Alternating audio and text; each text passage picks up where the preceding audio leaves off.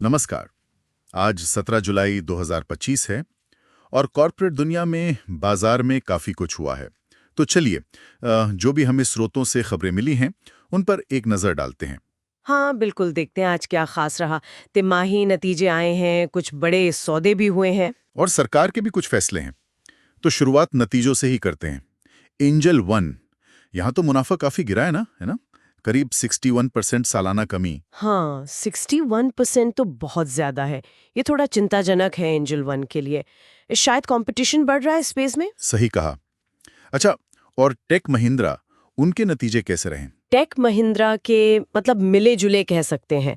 तिमाही दर तिमाही तो प्रॉफिट गिरा है करीब 2% और जो उम्मीद थी उससे कम रहा। ओह, लेकिन हाँ, साल दर साल देखें तो करीब 34% का उछाल है मुनाफे में।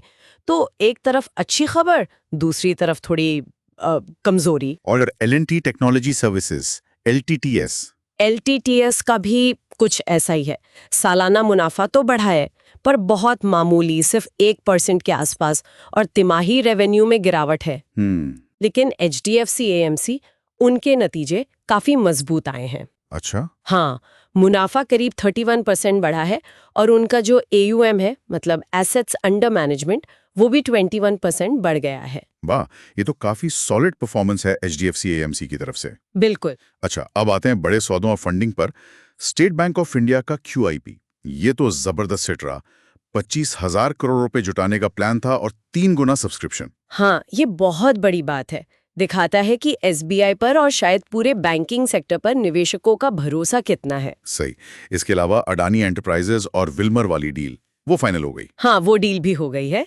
अडानी एंटरप्राइजेज अपनी पूरी हिस्सेदारी AWL एग्री बिजनेस में, जो अडानी विल्मर का हिस्सा है, वो विल्मर को बेच रही हैं। कितने की डील है ये? करीब 10,874 करोड़ रुपए की। तो अब अडानी ग्रुप एक तरह से FMCG बिजनेस से, मतलब कुकिंग ऑयल वगैरह से, पूरी तरह बाहर हो जाएगा। इंटरेस्टिंग। और गेमिंग सेक्टर में भी कुछ चल रहा है, नजारा टेक्नोलॉजीज। हाँ, नज़ारा की जो सब्सिडियरी है NOW गेमिंग, वो भी नए निवेशकों से फंड जुटा रही है। इससे नज़ारा का कंट्रोल उसमें थोड़ा कम हो जाएगा। ओके, अब बात करते हैं सरकारी या रेगुलेटरी मोर्चे की। सुप्रीम कोर्ट का एक फैसला आया हिंदुस्तान मोटर्स को लेकर। हाँ, वो पश्चिम बंगाल सरकार ने हिंदुस्तान मोटर्स की वो जो उत्तरपाड़ा वाली जमीन थी ना, उसे वापस लेने का फैसला किया था काफी पहले। हाँ हाँ, काफी पुराना मामला है।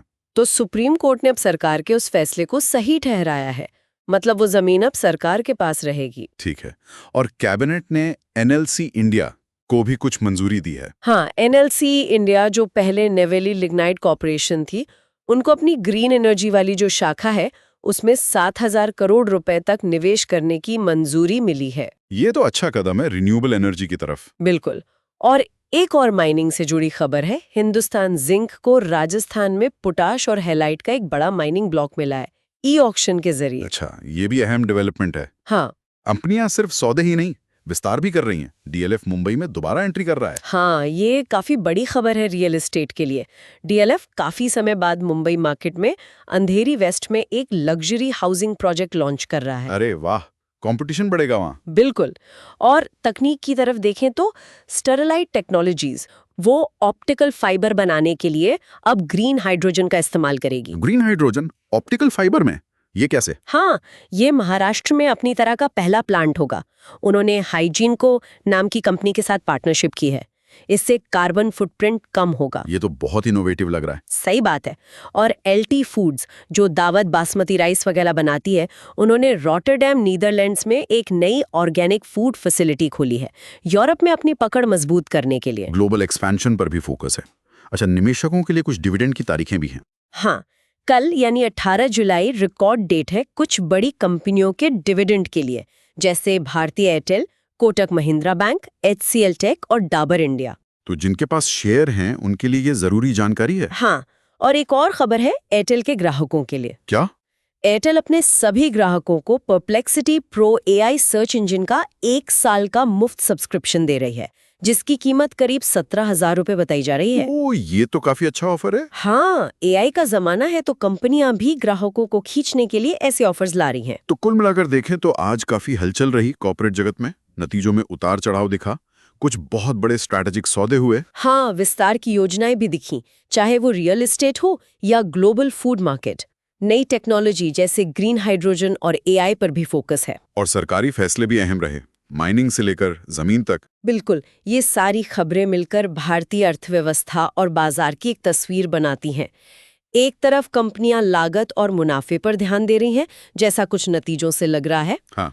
वहीं दूसरी तरफ वो भविष्य के लिए बड़े कदम भी उठा रही हैं। विस्तार, नई तकनीक, ग्लोबल मार्केट, ये संतुलन साधना आगे चलकर कितना महत्वपूर्ण होगा, ये देखने वाली बात है। सही कहा, ये संतुलन ही शायद आगे की ग्रोथ तय करेगा। तो ये थी आज की कुछ अहम कॉर्पोरेट हलचलें।